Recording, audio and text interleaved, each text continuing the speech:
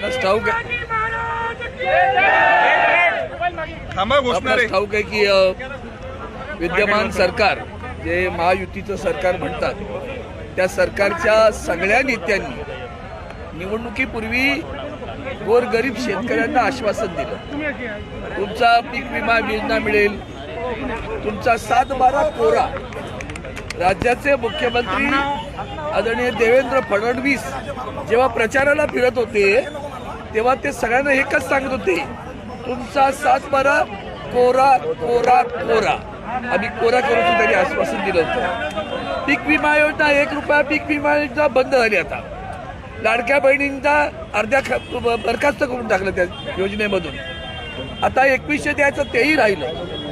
आमच्या सोयाबीनला भाव नाही, तुरीला भाव नाही, कापसाला भाव नाही, शेतकरी उद्ध्वस्त होत आहे, आत्महत्या करत आहे। पण हे सरकार खोटं बोलून सत्तेवर आलं। काल मला विदर्भातला एक शेतकरी म्हणाला, साहेब तुमच्या समोर एक नारा बोलतो मी। म्हटलं काय नारा आहे तुझा? वारे माझ्या विदर्भाच्या पोरा, वारे माझ्या विदर्भाच्या पोरा, 7/12 कोरा तुझा खोटा रे नारा, 7/12 कोरा तुझा खोटा रे नारा। हा आता विदर्भाचा शेतकरी बोलतोय। इतके खोटी बोलणारी माणसं आज सत्तेवर आहेत आणि म्हणून हा आक्रोश आहे। हा ट्रॅक्टर मोर्चा म्हणजे शेतकऱ्यांचा आक्रोश आहे।